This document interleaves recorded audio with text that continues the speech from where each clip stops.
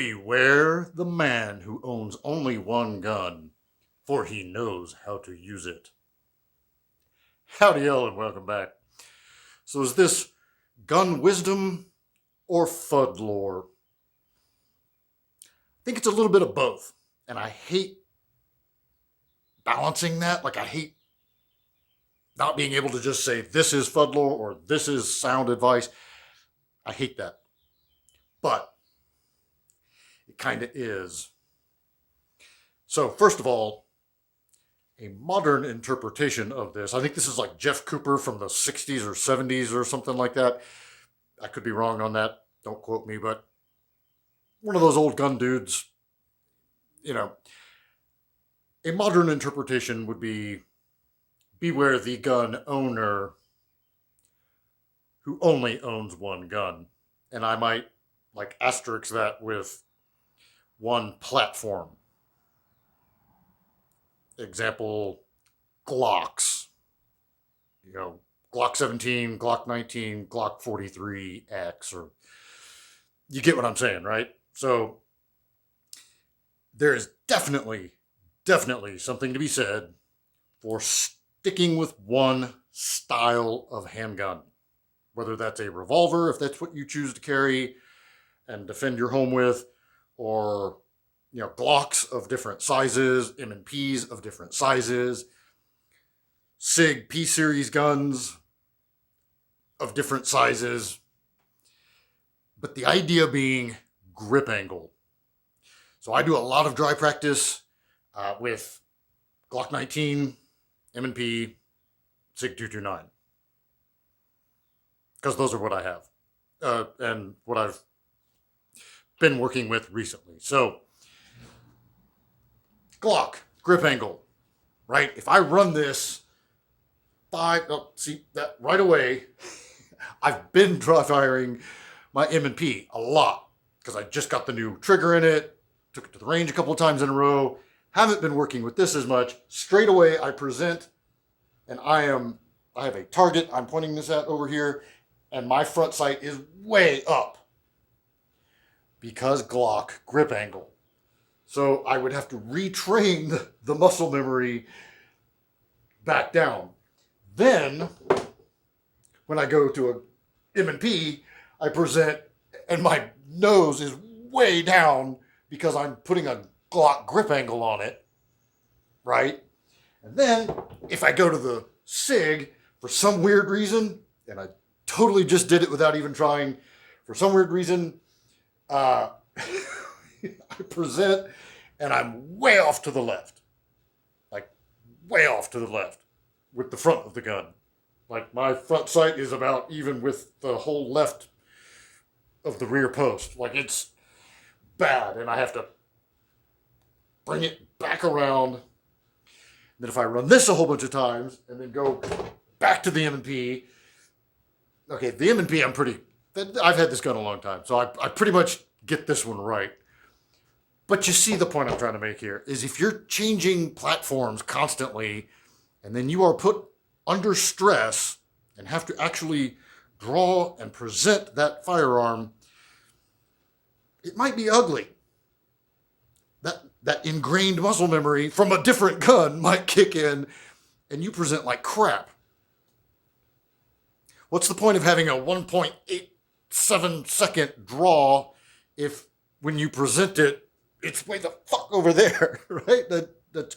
So there's definitely something to be said for having one main handgun that you train with all the time, put thousands and thousands and thousands of rounds of dry practice and hundreds and hundreds and hundreds of rounds of live fire and get to know it, own it, live it, breathe it, like, Rrr.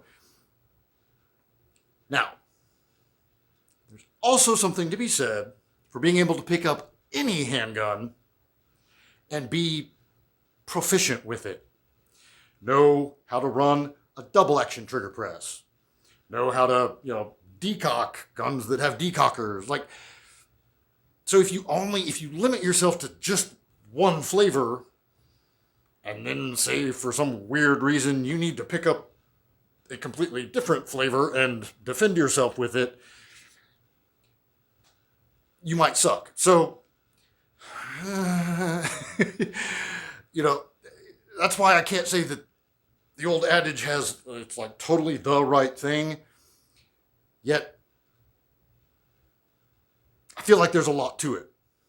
Also, I think it's probably worth pointing out, this is at least my personal experience, but I think a lot of you might agree with me. People that I actually know in the real world who only own one handgun never fucking shoot it at all. Like ever. Like they're the 1 or 2 range trips a year at best kind of people. And so, like, those are gun owners, but they're not gun people. And I've made videos in the past talking about the difference. There are gun owners, and then there are gun people. These are gun owners. They don't really train. They can hit paper at 7 yards, and that's about it. So that's the actual reality in my experience is people I know who have one gun never shoot the damn thing. They don't train at all. They don't dry practice, and they probably aren't really that great of a shot at all. So that's the actual truth. But there is a wisdom in the adage there that sticking to one platform is good sense. It, really makes a lot of sense. The opposite, end of the spectrum from the person that really actually owns one handgun are gun collectors who own lots and lots and lots of different guns and never shoot any of them, ever. Or same thing, they're going to the range 5 or 6 times a year. But they're not really, even though they're gun collectors, they're not really gun people. They don't dry practice, they don't drill, they don't do holster draws, they're not doing any kind of dynamic movement with their shooting. They just like having more and more guns. And there's nothing wrong with that. We all get to enjoy the 2A lifestyle the way we choose to see fit. But that whole hoarding guns just for the sake of hoarding guns thing, it kind of bugs a little bit. It's like if you have lots of guns and you train with all of them, that's awesome. Kick ass. But especially if you're stretching yourself, if you're buying guns on layaway, because you can't really afford or probably shouldn't really be affording to buy all these damn guns, and then you turn around and you never use them, you never take them to the range, they just sit there and you take pictures of them and share them on social media. Come on, y'all. Sell a few of those guns, buy yourself some training, buy lots of ammo, be a gun person. Anyway, curious your thoughts and feelings about this. Until next time, be easy, y'all.